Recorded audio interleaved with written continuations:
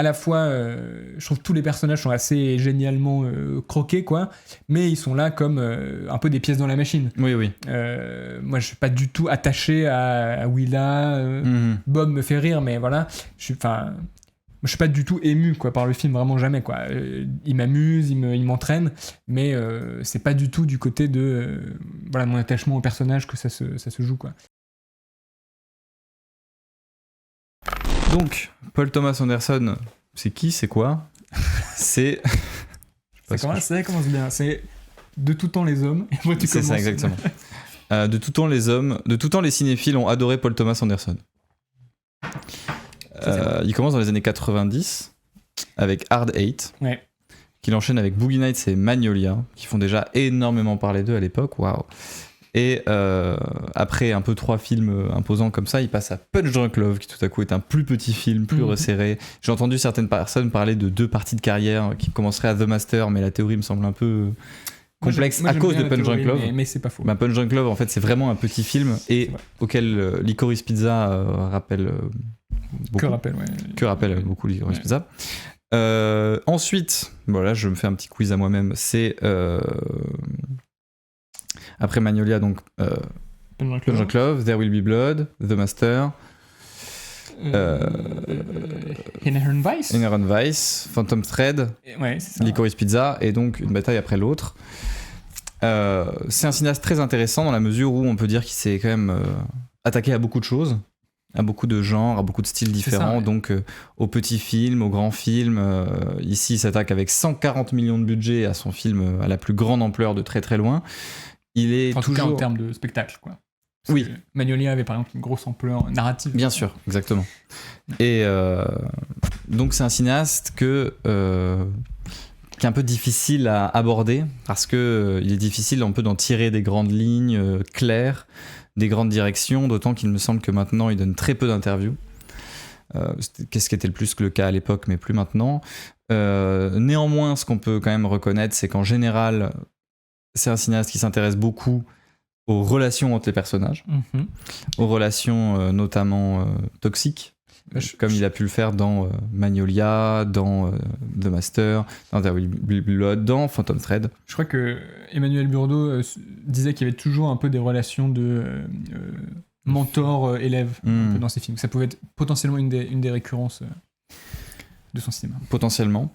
En termes de mise en scène, il y a le rythme de ces films qui est toujours très haletant, qui est toujours très prenant, notamment avec la musique de Johnny Greenwood, donc le guitariste de Radiohead qui l'accompagne depuis, je crois, quasiment ses débuts, depuis très longtemps en tout cas, et qui ici donc revient dans Une bataille après l'autre pour donner un rythme très imposant, beaucoup de notes très rapides qui s'enchaînent pour faire défiler les scènes, défiler les plans. C'est déjà quelque chose qu'on retrouvait dans Magnolia avec cette capacité à passer entre ces 8 personnages, depuis Punch Drunk Love, merci beaucoup. Donc entre ces 8 personnages où ça valse entre l'un et l'autre, ça se balade, ça rebondit. Donc à l'époque il faisait plus des films chorales comme Boogie Nights, Magnolia. Ici on pourrait considérer ça presque comme du choral, mais j'en ai pas vraiment la sensation. On s'accroche quand même beaucoup plus à, on va dire, 2-3 personnages centraux. Et je sais de source sûre que c'est un cinéaste qui est très influencé par Robert Altman, pour sa capacité aussi à manipuler énormément de personnages, à faire un peu de la satire américaine à partir de ses films choraux. Mais je connais très mal Robert Altman. Toi qui connais mieux, est-ce que tu vois un peu des pistes de lecture? À part Magnolia, qui est assez directement inspiré de Short Cuts, qui était déjà une espèce de film patchwork à Los Angeles, etc. C'est vrai que je dirais qu'il y a effectivement ce même goût pour la cacophonie organisée, on va dire. C'était un peu une des inventions, un peu des griffes formelles de Altman, les personnages qui ont des discussions simultanées à plusieurs endroits du cadre, etc. Et c'est vrai qu'il y a dans Une bataille après l'autre, cette idée un petit peu que chaque personnage a un peu sa propre bataille à mener et qu'elles vont toutes un peu rentrer plus ou moins en conflit les unes avec les autres, se recouvrir, s'échanger, etc. Donc il y a un peu ce qui effectivement est une dynamique chorale, on va dire, qui surnage un peu dans ce film, qui suit principalement Leonardo DiCaprio. Leonardo DiCaprio, aka Bob Ferguson, même si c'est un alias Ghetto Pat. Alias Batman. Alias Batman, et il y en a un autre encore, je sais plus. Peter Parker. Oui, non, mais ça c'est la même scène. Quand il se moque de là. Qui est un militant d'un groupe révolutionnaire qui s'appelle les French 75, aux côtés de Perfidia Beverly Hills, bien sûr, avec qui ils nouent une relation et ils finiront par avoir une fille. En parallèle, Perfidia... Ou peut-être pas. Ou peut-être pas. Ou peut-être pas. En tout cas, voilà, un enfant arrive dans ce couple en même temps que Perfidia est rattrapé par un personnage qui s'appelle Stephen Lockjaw, qui est donc joué par Sean Penn, qui est un militaire qui les traque et qui finit par attraper Perfidia et la force à donner des informations.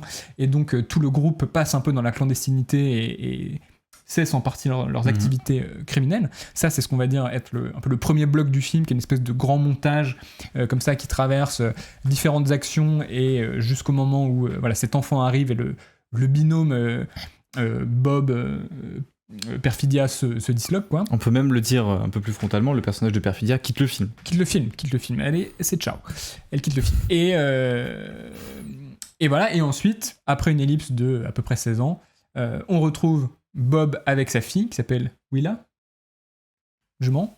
Allez, ce sera Willa jusqu'à preuve du contraire. Et ils vont être à leur tour rattrapés par Stephen Lockjaw, qui essaie de mettre la main sur Willa. Ce qui va forcer notre ghetto-pat préféré à reprendre du service, alors que ça fait 16 ans, ou peut-être un peu moins, mais en tout cas quelques temps qu'il est assis sur son canapé à fumer des joints et boire de l'alcool. En regardant la bataille d'Alger. En regardant la bataille d'Alger de Gillo Pontecorvo. En VHS. Alors, ripé probablement. Peut-être que ce qu'on peut commencer par dire, c'est que, donc, comme on le disait un peu en ouverture, Paul Thomas Anderson, c'est un cinéaste qui est adoré par énormément de gens. La majorité de ses films très aimés, rencontrent un franc succès. Même ses films un peu plus inattendus, comme Licorice Pizza, dont je pense que si ça avait été fait par un autre réalisateur, le film aurait fait beaucoup moins d'entrées, aurait rendu beaucoup moins de gens curieux, notamment parce qu'il avait 2 têtes d'affiche qui étaient inconnues, une sorte d'histoire pas forcément haletante, pas forcément vendeuse. Donc je pense que c'est peut-être depuis There Will Be Blood qui s'est fait un peu cette grosse... je pense que caste de cinéphiles autour de lui. Je pense que dès Boogie Nights, il y avait une espèce d'engouement un peu, parce que ses premiers films étaient des films peut-être plus... Enfin, en tout cas, Boogie Nights, c'est un film un peu mastoc, fresque, très... Voilà, avec beaucoup de virtuosité, assez affichée, etc. Ce qu'il a tout de suite mis un petit peu sur le devant de la scène, d'autant plus que on sait qu'il est assez proche de Tarantino, et que Tarantino, dès qu'il en a l'occasion... dit à quel point il respecte Paul Thomas Anderson, dit que il y avait cette citation que relevait Karim Debache dans Crossed, où il disait que Tarantino disait que PTA fait des films tellement bons que ça le force lui-même à essayer de trouver des trucs voilà. Et donc effectivement il a cette espèce de réputation incroyable à laquelle j'avoue je souscris pas à 100%, mais c'est pas un cinéaste que je connais en profondeur. Je pense que j'ai vu la moitié de ses films, il en a pas fait énormément, mais je pense que j'ai toujours une petite frustration, mais qui est presque un peu une frustration de critique de cinéma d'une certaine manière, qui serait que, disons que j'ai parfois du mal à saisir vraiment ce que ces films essaient de me raconter en profondeur, qu'est-ce qui guide vraiment sa mise en scène, et voilà, il y a quelques moments, quelques effets où je me dis, mais est-ce que là c'est de l'ordre vraiment de la mise en scène, au sens de un découpage qui va me raconter quelque chose des personnages, de l'idée du film dans son ensemble, générer du sens, ou est-ce que c'est plus de l'ordre un peu du style, et que y a un côté assez démonstratif dans ces films. Alors celui-là peut-être un peu moins que par exemple There Will Be Blood, qui est un film qui m'avait laissé un peu froid, notamment parce que je trouve que c'est vraiment un film un peu de performance, quoi. Oui, clairement. Performance des acteurs, de la musique, de la caméra, plan séquence, etc. Il y a un côté très un peu éléphantesque dans ces films, quoi. Qui fait que moi j'ai toujours un peu une petite réticence, mais j'avoue que sur une bataille après l'autre, même si j'ai toujours ça par endroit, plus j'y pense, plus je trouve que finalement il y a une certaine cohérence aussi dans la dynamique du film et certains de ses effets de mise en scène, etc. Et je pense, ce qui est pas toujours le cas des films sur lesquels on est un peu mitigé, mais que si je le revoyais dans quelques temps, peut-être je l'apprécierais davantage, parce que disons que le film tu saurais où le film t'embarque, donc ça, tu pourrais profiter que de la mise en scène brute. C'est ça, parce que le film fait un peu un gros effet, quoi. On va dire que c'est un peu une sorte de grosse course-poursuite, quoi, avec évidemment tout un tas de modulations. Et voilà, mon premier réflexe, c'était un peu la prudence, c'est-à-dire une fois que la fumée retombe, finalement, qu'est-ce qui reste vraiment comme mise en scène en tant que telle. Et puis plus j'y réfléchis, plus je me dis que voilà, ce chaos est effectivement bien organisé aussi par plein d'aspects. Ouais. Et la majorité des gens, comme vous l'avez vu, sont très positifs autour du film. Beaucoup de bons retours. Et moi-même, devant le film, je dois admettre que je prends mon pied. Tous les acteurs jouent extraordinairement bien. Je pense qu'on a un Sean Penn. Sean Penn est Oscarisable. Carrément. Il est Oscar Isaac. On a Leonardo DiCaprio qui aussi, lui, est excellent, même si on l'a un peu sur le même ton que dans Once Upon a Time in Hollywood. On le voit un peu Big Lebowskisé, avec une difficulté à parler, à communiquer un peu clair. Et les autres seconds rôles aussi, Benicio del Toro en Sensei est super. Celle qui joue Perfidia est d'un magnétisme extraordinaire. Ah ouais. Probablement parce qu'il y a des femmes noires, tout simplement. Je pense que c'est la raison vraiment. Trop bizarre. Les révolutionnaires, ils sont noirs en plus. Une étoile. What the fuck. Mais j'ai quand même ressenti à la fin du film, en sortant du film, une certaine déception. Et j'ai presque plus envie d'essayer de démêler le pourquoi du comment j'ai eu cette petite déception, malgré la qualité inhérente au film que je lui reconnais. Je pense que y a quelque chose qui m'intéresse vraiment bien. C'est donc, comme tu le disais, cette idée de course-poursuite permanente à partir du second acte, on va dire, qui constitue la majorité du film, qui fonctionne par évidement progressif en fait de son contenu, où petit à petit, chaque bataille après l'autre est une bataille qui se resserre avec de moins en moins de personnages, où on commence déjà au début du film avec ces sauvetages de camps de migrants, avec toute cette gestion complexe de l'arrivée, de la capture des gens, etc. Ensuite, on a le moment où commencent un peu les explosions, on va dire, où DiCaprio rejoint Benicio del Toro, où il y a une manifestation qui a lieu en parallèle dans la ville, où il y a ces migrants qui sont gérés en cachette par Benicio del Toro, où on a ces skaters qui accompagnent Leonardo DiCaprio sur les toits de la ville, et donc on a une sorte de gros magma comme ça qui bout de partout, et on se demande comment ça va advenir. Et finalement, au lieu de régler le magma ou de monter la pression petit à petit, ce qu'on aurait pu attendre d'un film d'action plutôt classique pour arriver à un climax explosif, là le film évide progressivement pour finir avec une scène à 3 personnages, 3 voitures, qui a beaucoup été saluée pour de très bonnes raisons. Puis presque finalement par une mini confrontation finale entre 2 personnages, donc DiCaprio et sa fille, j'en dirai pas plus, où je retrouve presque un peu le Anderson relation personnage à un, où il se dit, pour retrouver la relation sincère entre les 2 personnages, il faut progressivement évider et se permettre de revenir à l'essentiel des 2.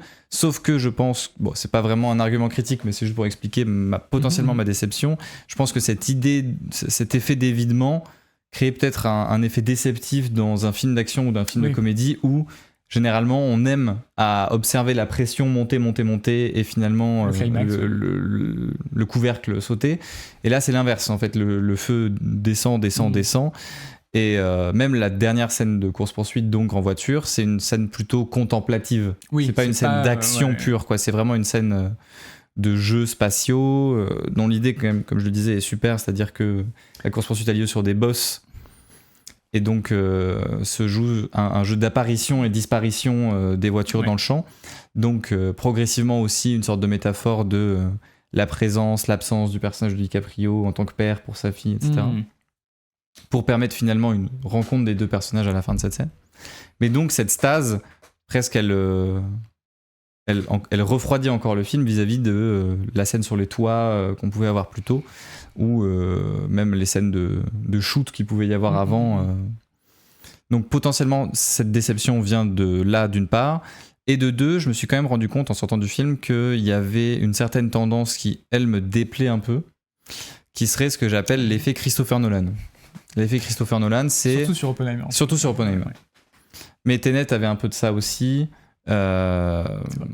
C'est une sorte de stase permanente d'un effet de clip où les choses s'enchaînent à une telle vitesse qu'on n'a pas le temps de les apprécier. On reprochait à Adil Halilovic d'aller trop lentement. Moi, j'ai presque envie de reprocher à Paul Thomas Anderson d'aller trop vite. C'est-à-dire que j'ai pas le temps de profiter d'une scène avant que l'on soit passé à l'autre. J'ai pas le temps de profiter d'un plan. J'ai pas le temps de sentir les choses advenir. Là, tu parles surtout de la première partie du... Même, non, en réalité, de tout le film. Okay. Notamment de la première. Mais je pense que la première, c'est un effet de style dans la mesure où c'est presque une première partie narrative pour placer les billes de la suite.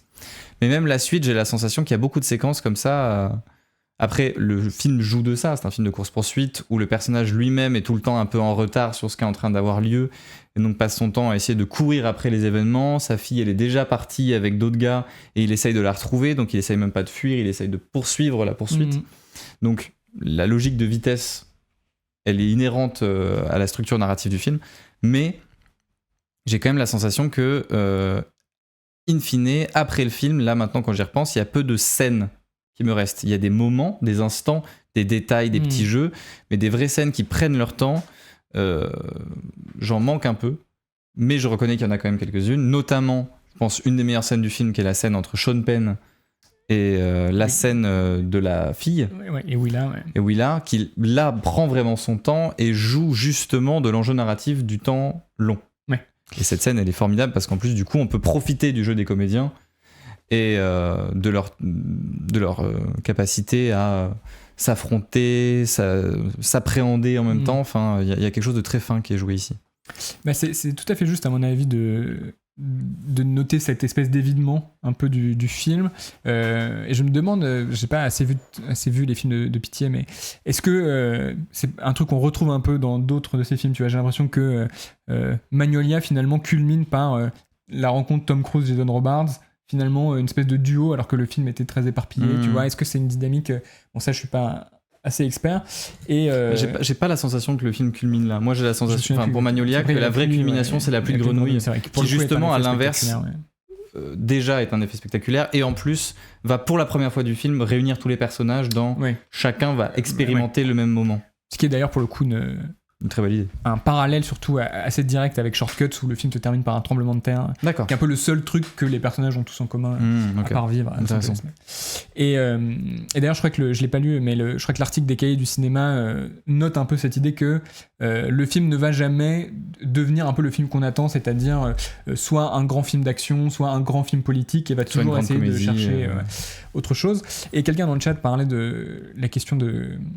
Le film ne tient pas à ses promesses politiques, et c'est vrai qu'avec cet évidement dont tu parles, il y a aussi un évidement de ce qui aurait pu être la portée politique du film. Ce que je veux dire par là, c'est que on commence donc avec un groupe révolutionnaire qui veut libérer des migrants, etc. Cette question revient avec le personnage de Benicio del Toro, et en fait plus le film avance, plus on voit que il se concentre vraiment sur un triangle de personnages, quoi, qui sont liés d'abord par des inimitiés intimes, et avant des désaccords politiques en fait. Finalement, entre Sean Penn et DiCaprio, c'est plus une question de... je vais pas tout dévoiler, mais bref, c'est quelque chose de l'ordre de l'intime, c'est pas vraiment le fait que l'un soit militaire, l'autre révolutionnaire. On peut quand même dire qu'il y a un enjeu sexuel dans le film. Il y a un enjeu sexuel, effectivement, oui. Majeur, sans spoiler, et qui transforme, enfin qui vient presque du coup prendre la tangente en fait de la question politique. Le film finalement ne l'est pas tant que ça. C'est presque plus des personnages qui sont... Ils se trouvent dans des enjeux politiques, mais c'est pas... La question politique n'est pas présente. Enfin, comme le disait Godard, le film n'est pas fait politiquement. Il parle de politique. Et presque la question du film, c'est les enjeux de conflits sexuels qui sont mis en émoi par les enjeux politiques, c'est-à-dire la rivalité, la violence, les explosions. Et ça me semble tout à fait juste. Et en fait, plus j'y pense, plus j'ai l'impression que c'est vraiment pas tellement en fait un film sur l'Amérique contemporaine, ou alors un peu de biais. Et disons, je me méfie un peu. Je voyais que Tarkovsky disait que la scène de poursuite peut être vue comme une métaphore de l'Amérique où il y a une poursuite mais on sait pas qui est dans quelle voiture, etc. Je reprends ce qui était dit dans le chat. Ça dit, j'aime bien l'idée. Mais En tout cas, moi, je me méfierais un peu de cette idée d'essayer de tirer forcément une métaphore de l'Amérique tout entière du film. En revanche, j'ai l'impression que effectivement, son sujet, c'est l'excitation, en fait. Il y a cette idée... en gros, je pense qu'il faut prendre au sérieux, j'ai envie de dire, la première scène du film, qui est une scène assez bizarre où donc c'est une attaque des révolutionnaires, et Perfidia donc, fait face à Lockjaw, Sean Penn, et donc le film est assez explicitement sexuel, enfin pas forcément visuellement, mais quand même on le voit oui, mais disons qu'il n'y a pas de plan explicite, tu vois, oui, d'accord, mais effectivement le contenu est clair, et en gros elle le force à se mettre en érection pendant qu'elle le tient en otage, quoi, et à mon avis bon, je suis pas du tout le premier à dire ça, mais il y a effectivement un truc essentiel dans le film qui est lié, on a beaucoup parlé de cette espèce de rythme un peu effréné dans lequel on est pris, etc., mais qui est lié vraiment strictement à la question de l'excitation, quoi. Finalement, la révolution, c'est un moyen d'allumer la flamme, quoi, d'une certaine manière. C'est un catalyseur pour l'excitation, quoi. Et en plus, c'est assez juste, je pense, du point de vue de l'histoire des luttes. Il y a toujours une parenté entre libération, je sais pas, voilà, du côté libération politique, des mœurs, intime, et des mœurs sexuelles, etc. Tout ça, voilà, circule comme on sait. Et donc je pense qu'en fait le film suit vraiment une logique qui serait de l'ordre un peu de l'excitation, même dans son écriture, en fait, parce qu'il y a pas mal de choses qui sont un peu déroutantes à première vision. Je pense notamment à je dirais un peu la façon dont les personnages entrent et sortent de ce film, quoi, qui est toujours un peu nébuleuse. Burdo le notait aussi, mais on sait jamais vraiment quelle est la nature des relations entre eux, quoi. Est-ce que DiCaprio et Benicio del Toro se connaissent depuis 15 ans ou pas? On sait pas trop. Est-ce que Perfidia et Sean Penn... est-ce que Perfidia aussi ressent un truc pour Sean Penn, ou est-ce qu'elle joue uniquement le chantage Voilà, il y a un moment du film, un personnage tout à fait tertiaire de convoyeur, tueur à gages mexicain qui d'un coup fait une action qui est indispensable pour le récit, et en fait ça paraît un peu incohérent du point de vue de la stricte logique réaliste, mais ça a du sens dans l'optique de se dire que chaque élément du film en fait apparaît au moment où il y a besoin de relancer l'excitation, quoi. Dès que le truc va retomber, hop, il faut remettre une pièce dans la machine, et en fait les personnages sont utilisés comme ça, quoi. Donc c'est un peu déroutant, mais en fait d'une certaine manière c'est cohérent si on se dit que le sujet du film c'est là-dessus. Et probablement le plan qui représente le plus du coup le film, ce serait le plan où Perfidia enceinte est en train d'utiliser une K-47 et de tirer de façon violente, et comme ça, juste en une idée visuelle qui est d'ailleurs sublime et qui a été reprise pour certaines affiches, on a la confrontation entre le désir matérialisé par la procréation, donc l'enfant, et la violence en même temps, quoi. C'est ça, et avec cette idée un peu que, comment dire, pour faire brûler la flamme de la révolution, il faut entretenir l'excitation, et que quand elle retombe ou quand elle arrive à son terme, finalement les choses se corsent, c'est-à-dire soit DiCaprio passe un peu en mode sommeil et voilà, met un peu sa vie en l'air, soit pour Perfidia, mais au bout de l'excitation il y a le fait qu'elle tombe enceinte, quoi, et qui va mettre un frein un peu à sa carrière de révolutionnaire. Pas comme ça qu'on dit, mais voilà. Alors que nous dit Thomas? Je suis d'accord, le cœur du film n'est pas la politique, mais du côté du mélodrame intime et roman familial, qui est Mon père, qui est ma mère, ce qui serait un trait définitoire à Pitié, aborder des sujets épiques du côté de l'intime. Ici, l'anarchisme politique étant une stratégie pour formaliser le délire sexuel, puis le trouble existentiel. Tout à fait. Même ce qui est intéressant, c'est la question, je crois que c'est Burdo aussi qui le relevait, ou son collègue, de l'identification, où souvent dans le film les personnages ont du mal à identifier qui est l'autre, soit à passer par des codes, soit parce que le temps est passé, les gens sont camouflés, les gens se cachent, on sait pas vraiment, même à la toute fin il y a un échange très surprenant entre Leonardo DiCaprio et sa fille autour de ce motif là. Il y a aussi la question de la révolution qui doit épouser un moment toujours en activité. Bob incarne cette idée que revenir dans la révolution, c'est essayer tant bien que mal de rattraper le mouvement. C'est très juste, ouais, cette idée que... mais je pense qu'en fait, plus le film avance, c'est peut-être pour ça qu'il gagnerait au revisionnage, mais plus il formalise radicalement ces idées directrices, quoi. À mon avis, il y a donc cette idée un peu du rythme qui fonctionne par inflation-déflation, quoi, et qui serait... Là, ça, je le dis parce que je trouvais que c'était une très bonne review, mais j'ai lu sur Letterboxd de quelqu'un qui s'appelle Bink, B-I-N-C, que je suis sur Letterboxd, qui a fait une review du film que je trouvais assez juste, et qui notait la forme sinusoïdale surtout de la route à la fin, quoi. Finalement, une bataille après l'autre, c'est aussi ça, c'est-à-dire ça monte, ça descend, ça monte, ça descend, quoi. Au-delà de l'enjeu de la vision qui est tout à fait, on va dire, qui est le premier degré de la scène, il y a aussi cette idée. Donc il y aurait à la fois cette idée de la sinusoïde et un peu l'idée de la route, quoi. Qu'en fait, il y a plusieurs plans qui insistent, épousent le tracé rectiligne de la route, surtout quand on est dans le désert à la fin, cette espèce de grande ligne droite. Et voilà, les personnages sont un peu toujours en retard, et en gros, il faut une grosse accélération pour rattraper notre retard, et en fait, on retombe du côté de la route. Et voilà, le film est assez... pas rigoureux, mais riche de ce point de vue-là, on passe son temps à monter et descendre, grimper à l'étage pour rentrer dans une cave, monter sur un toit et tomber du toit. Très bon plan burlesque d'ailleurs. Et voilà, que c'est vraiment l'idée de la ligne droite et des coups d'accélérateur successifs qu'on doit donner pour réussir à la suivre est vraiment formalisée dans les péripéties du film, quoi. Tout à fait. Thomas dit très justement aussi que la scène de course-poursuite, donc, elle est structurée comme une logique de mise en scène, figurer les ocean waves dont parle le sensei comme métaphore du chaos du monde qu'il faut embrasser, et Willa résout la scène parce qu'elle se love littéralement dans le chaos pour le tirer à son avantage.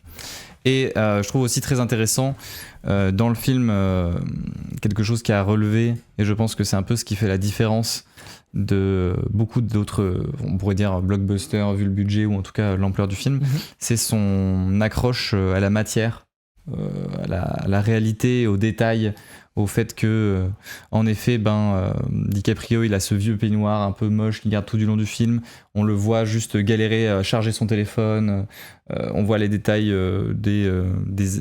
des voitures, en fait tout existe vraiment concrètement dans la matière du film, et elle est jamais oubliée uniquement pour le récit, où elle est vraiment, l'espace est habité par les personnages et il est vraiment tout le temps mis en mouvement, et j'adore, c'est très précis mais j'adore ces plans là. Dans la première partie du film, il y a une course-poursuite qui s'amorce avec une voiture qui part et qui est ensuite poursuivie par des voitures de police.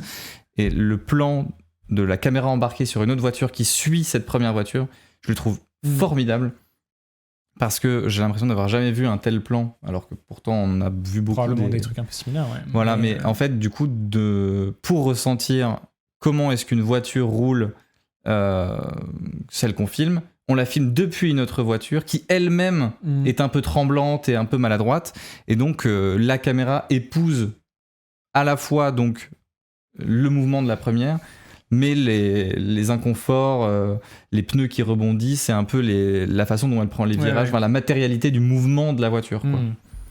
C'est très juste. Et ce que dit Thomas, effectivement, m'a aussi frappé, c'est qu'il y a une opposition nette entre la droiture et les vagues dans la scène de l'ADN. Parce qu'il y a un moment, une scène de test ADN où on dit si les barres s'alignent, ça veut dire que t'es ma fille ou quoi. Et effectivement, si les barres s'alignent, on est du côté de Lockjaw, donc l'autorité, quoi. Et si elles ne s'alignent pas, on est du côté de Ferguson, donc si les trucs font une vague. Et ça me semble très juste. Et je trouve que d'ailleurs, l'idée aussi de la scène d'ouverture, avec ce truc de l'érection de Sean Penn et tout, à mon avis, est très... significative aussi de ce personnage-là, quoi, qui est effectivement du côté de la droiture par ce motif-là, par la posture militaire par excellence, quoi, qui est d'être droit. Et en fait, toute la première scène repose sur une subversion de tu te mets au garde à vous, mais en fait pas de ton corps, de ton sexe, quoi. Et donc de troquer finalement cette espèce de rigueur militaire pour une excitation, pour une pulsion qui va complètement détraquer en fait le logiciel presque de Sean Penn. Et là, on peut dire que Sean Penn vraiment est exceptionnel, je trouve, dans le film. C'est ce que je préfère vraiment. Plein de petits tics, de petites trouvailles. On a vraiment l'impression un peu du robot qui bug, qui essaie d'appliquer un logiciel à une situation qui s'y prête pas avec la fille, etc. Et effectivement, ça rejoint tout à fait ces deux dynamiques que serait d'un côté la ligne droite qui avance et de l'autre les vagues qui essaient de suivre. Et j'ai un peu envie de revenir du côté de mes déceptions, entre guillemets. Bon, je suis dur, parce que je trouve le film vraiment très bon, c'est juste... en fait, j'ai l'impression que tellement tout le monde en dit du bien que pourquoi pas parler un peu de regret personnel. Ce que j'ai indiqué sur mon Letterboxd, c'est qu'en fait, j'avais l'impression que le film était presque un peu trop classique pour son propre bien, où finalement, donc narrativement, le film est très droit et très carré, et n'arrive pas, mais c'est aussi peut-être pas son intention, mais à trouver ce qu'il y avait dans certains autres films de Pitié, notamment je pense à Phantom Thread ou The Master, des moments de doute. Et en fait des incompréhensions, des choses qui planent, qui seraient pas résolues par l'intrigue du film, ce qui fait que la happy end étrange de la fin de film sonne d'autant plus maladroite que narrativement tout est carré, il n'y a pas de débordement. Le dessin a été parfaitement bien colorié, il n'y a rien qui dépasse. Et moi, j'aurais bien aimé avoir un peu de ce doute, ou un peu quelque chose de l'ordre, bon, c'est peut-être beaucoup demandé, mais de la modernité, ou qui fait que le film, peut-être que c'est là qu'il aurait pu récupérer quelque chose à dire politiquement sur les États-Unis contemporaines, même si j'aime bien l'analogie que Tarkovsky mentionnait, de l'incapacité de voir son poursuivant et ce qu'on poursuit. Mais en fait, je repensais à Eddington, et Eddington était trop plein en fait, de ces effets de modernité qui le rendaient un peu confus et un peu flottant sur le sujet qu'il voulait traiter. Et là, je me dis qu'avec quelques idées similaires, notamment peut-être des incompréhensions entre les personnages ou des choses flottantes, on aurait pu saisir quelque chose de comment est-ce que c'est d'être un Américain aujourd'hui. Parce que, en effet, c'est pas le sujet du film, mais je veux dire, j'ai l'impression d'un film trop classique, trop bien structuré pour son propre bien. Bah, à la fois, oui, en même temps, c'est un film un peu bizarroïde, quoi. C'est-à-dire où on comprend pas toujours quels sont les liens entre les personnages, etc. Mais je suis d'accord avec toi que c'est pas un flottement qui donne naissance à une ambiguïté vraiment profonde, à un trouble. Et c'est très bizarre la façon dont le film essaie un peu de recoller les morceaux à la fin et un peu de nous faire croire que c'était en fait depuis le début un film sur la paternité, sur la relation entre Bob et Willa.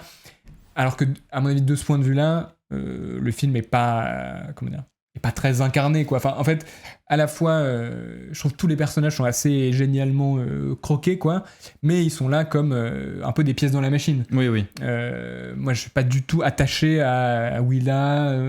Bob me fait rire, mais voilà, je suis pas du tout ému, quoi, par le film, vraiment jamais, quoi. Il m'amuse, il m'entraîne, mais c'est pas du tout du côté de mon attachement au personnage que ça se joue, quoi. À la limite, Sean Penn, je pense, c'est le plus touchant des personnages. Oui, absolument. Mais je pense que c'est aussi parce que c'est le seul personnage dont on a... Bon, ça, c'est vraiment un enjeu purement scénaristique, mais auquel on est toujours attaché émotionnel. Enfin, il a toujours une attache émotionnelle par rapport aux autres personnages du film, mais plus dense que simplement une relation familiale. C'est-à-dire que DiCaprio, à part être le père de Willa, il n'y a pas grand-chose, parce que matériellement, il y a une scène avec elle au début de la deuxième partie, une scène avec elle à la fin, et tout le reste du temps, ils sont pas ensemble. Il y a juste un fait. Alors que Sean Penn, tout du long, il y a un peu cet enjeu dramatique de la femme qui a disparu, cette fille qui est toujours là, son attachement à la volonté de rejoindre les aventuriers de Noël. Excellent nom, formidable. Un groupe de nazis, vraiment. Ouais. Tarkovsky dit qu'il a vu Bugonia il y a pas longtemps et que c'est ouf comment les thématiques de l'Amérique contemporaine sont vraiment complexes à mettre en scène et à vraiment entièrement saisir le chaos politique. Eddington et OBA en font un peu partie aussi. Mais je pense que à ce sujet-là, du coup, c'est pas du tout le parti pris de une bataille après l'autre, mais que les enjeux de réussir à filmer le numérique, c'est vraiment le point capital pour essayer de saisir le monde contemporain, quoi. Parce qu'en fait, c'est tellement des dynamiques qui passent que par Internet, et c'est là que viennent un peu les montées des extrêmes droites partout dans le monde, des avis à l'emporte-pièce, de cette sorte de bouillonnement général de l'opinion qui se fait par le bas, et de l'information, et de la fake news, et tous ces trucs-là. La vitesse, l'accélération, évidemment, ça fait partie de comment on pourrait filmer ça, mais réussir à filmer cette deuxième carte à superposer à la caméra réelle, qui serait la carte numérique. Michael Mann avait très bien fait ça dans Hacker, mais c'était pas non plus... C'était pas sur ce terrain de la politique, vraiment. Exactement. Ouais. C'était un terrain sur la matière, la matière pure numérique. C'est là que Eddington m'intéressait quand même un peu, à mesure où il essayait de toucher à ce que c'était que les enjeux des relations numériques et à distance. C'est un peu le piège du film. Il filme ses années 2020 comme des nouvelles 70. Il est très drôle, l'indicatif téléphone des French 75, c'est du Jill Scott Heron. C'est un film politique fort qui peut... Ouais, bah après, est-ce que unifier le public est vraiment l'objectif d'un film politique, quoi? Après, c'est vrai que 140 millions, faut peut-être un peu là, unifier. J'entends qu'il y a des enjeux un peu derrière. Peut-être que la Warner, ils sont chauds. Mais c'est une bonne remarque, d'autant que le film escamote assez vite cette question, précisément parce qu'ils sont undercover, ils n'ont pas le droit d'avoir des téléphones, etc. Et du coup, tout passe par des trucs analogiques et tout. Tout à fait. Et c'est vrai qu'en effet, comme le dit Thomas, le film est esthétiquement vraiment très proche d'un film du Nouvel Hollywood, quoi. Même visuellement, les espaces qui sont parcourus, les relations entre c'est vrai qu'on pense beaucoup à ces références-là. Tout à fait. J'aime bien le plan de petit tapis qui se remet sur la cachette. Ah, c'est génial. Ça, c'est très très bien. Tourner en VistaVision aussi, ouais. C'est vrai. C'est vrai qu'il y a ce truc un peu qui moi me plaisait pas trop déjà dans Licorice Pizza, mais pas de nostalgie, mais un truc un peu similaire, quoi. Un truc un peu très tourné vers le passé, un peu en dedans, quoi. Ouais. Bah, à part le téléphone portable, en vrai, le film aurait pu se passer à n'importe quelle époque. Hein. Ouais. Il n'y a que ce détail-là. C'est vrai. J'ai l'impression. Peut-être que je dis des bêtises, peut-être qu'il y a autre chose. Les skates, à la limite, ça fait quand même pas très 70s.